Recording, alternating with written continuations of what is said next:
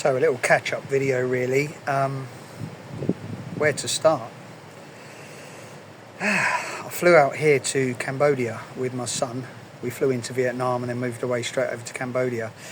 And since hitting Cambodia, it's been, absolutely, I don't know the word for it, really shocking, deep, painful, emotional. Yeah, I mean, we went to the killing fields of Phnom Penh first, and the first time I went to Cambodia was around about 25-30 years ago. It was towards the end of the 90s, and I just came here backpacking, didn't think anything of it, and I did notice when I came, we'd come down from Thailand and all the roads were just dirt tracks, and in the fields were all skull and crossbone signs, no entry, landmines everywhere. There were people walking around with machine guns. It was the aftermath of a war. It actually felt like you were still at war. They told us at that time, don't go anywhere near, just stay on the beaten track, don't leave town, stay within 3 roads. It was very, very dangerous. But I was young and I was a backpacker and I was more interested in drinking beer and having fun. But as I've come here now as a father with my son, I'm really pleased to know that he is like me in that he likes to learn, he's deep, he understands and wants to learn. And going to the killing fields, and we walked around, and they've left it basically as they found it. They haven't done what they do in Europe and other places where they build, plaques and clean things up and put nice air-cooled exhibition halls with photographs and things like that. They leave it as they found it, and on the ground, as you looked around, basically when the rains come every year, it washes all the earth and just things come to the surface. And so constantly, daily, things are coming to the surface, and it's clothing, it's human bones, teeth, skulls, of people, thousands and thousands of people that were murdered, children picked up by the feet and heads smashed against trees, people just so dehumanised, they were just mass killed, and they didn't even have bullets, they didn't spend money on bullets, they killed them with farm tools, with scythes, with even palm branches that have the sort of jagged saw-like thistles, and they were cutting throats of people with that and throwing them, not even dead, into these pits and throwing acid over them to stop the smell whilst playing music so it would cover the screaming, and they couldn't kill enough people in a day, so they would have this whole shipment of people to kill, and they would have to just store them there for the night and then carry on killing the following day. So people were brought there seeing this mass murder day, all day, and then sitting in a metal tin for the night to be murdered the following day.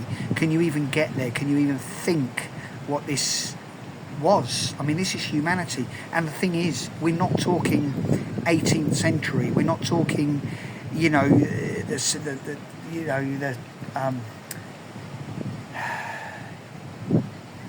the Mongolian Empire. We are talking about 1986. We're talking about the 1970s, the 1960s. I was born in the 1960s. In the 1970s, I was a kid. I was growing up. Became a teenager. Punk rock happened. Ska, two-tone happened. In the 1980s, we met a guy last night. He was in Cambodia, and in 1986. So basically, by then it was all over apparently, but no, it wasn't all over, because what happened is the Vietnamese came in to depose the Khmer Rouge. The Khmer Rouge had started literally the day the Americans moved out. The Khmer Rouge took power, and the Khmer Rouge were like extreme communists. They took it to a total level of, they wanted to take it back to the caveman. They wanted to take everybody out of the cities, back to the fields, to work as rice farmers. Anybody that couldn't work died. They were given, like, literally they could count grains of rice they were living on to work in the fields. And a lot of these were city dwellers, didn't know about farming, but they were doing it because they'd worked with the French, or they perceived they'd worked with the French and the Americans.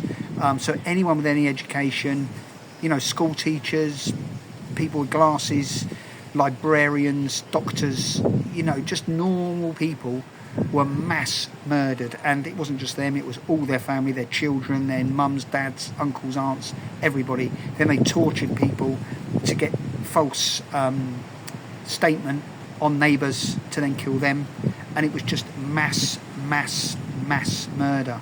And this began because you've got to take it back to the beginning when the French ruled this place, and they imprisoned the people. Horrific for hundreds of years. As a sort of imperialistic power, they tortured and imprisoned anybody that went against their doctrine. And Ho Chi Minh set up his campaign whilst living in France and going to university. Set up a campaign to free Vietnam from imperialism and get self-rule, which has happened in many countries. But the French, afterward, they were deposed by the Japanese during the Second World War, then tried to come back, and by which time the Vietnamese said, no, we don't want you back, we want self-rule. They picked up communism because, again, they were absolute poverty, and they'd been suppressed by this wealthy imperialism for so many years that to them communism sounded like a good idea. The Americans, in their obsessional desire to destroy the spread of communism, went to war, and the Southeast Asian people were basically the pawns between Russian communism, Chinese communism, and Southern Americanization, capitalism, whatever you want to call it. And I thank God that the British weren't involved, because I just wouldn't be able to live it. I wouldn't be able to come here if it was British, because I would just be so horrified and so disgusted at how human beings can treat other human beings. I mean, it's all very well reading in books and seeing films and the propaganda we read and see. I grew up through the Cold War, and communists were our enemy. My brother was in the army. We looked at Russians and nuclear bombs, but we weren't seeing. In 1986, I was a young skinhead. I was going to the pub and drinking beer and meeting girls and going to concerts and having fun, and an actor and having a great life. And these people of my age were being mass murdered. There's nobody here of my age. They've all been killed. I was, it's 86, I was 20 years old, 21 years old. They were being mass killed at that time. People younger, older, everyone. So it's just been, sobering isn't the word, it's just been shocking. And I thank Lord that my son's here, because he's learning, and now it's just passing on knowledge. And we've got this knowledge from the people. It's not from museums, it's people coming and talking to us and just telling us their story. And I'm not been asking, they just come over, can we sit? You're English, I want to speak. And they tell you their story. And two people have done that to us now, one woman, one man, both of which had managed to escape during the genocide, and both ended up in America, one via the Philippines, one via Thailand, and they've come back here to rediscover their heritage. But it's a beautiful country. I picked up a bit of food poisoning, so I was under the weather for a few days, but after what they've gone through, so what, But travel to me has always been about education, and I know some people come to Southeast Asia for their own reasons, cheap booze and women and things like that. But for me, it's about learning the culture and learning human history and trying to get that in that brain of mine and passing it forward. And I rant and I rave and I try to put my opinion on things, but I just advise anybody, really, get on a plane, because it's life-changing. It's life-changing. You will live your life completely different after coming to a place like this. When you witness and see, your life becomes completely different. Any hatred you've got, any misery, any greed, any desire, any false bullshit, what car you want, what gold ring you want to buy, whatever it is, crap that you have in your head, come here. And then you know about life, because life is sacred. And when you come here, you really see how sacred that life is. And as you can see behind me, it's paradise, it's beautiful. But, follow me. I don't know what I'm going to see over the next couple of months. I'm going up to the north of Vietnam next. Some of it's going to be fun, I hope. Some of it's going to be days like this.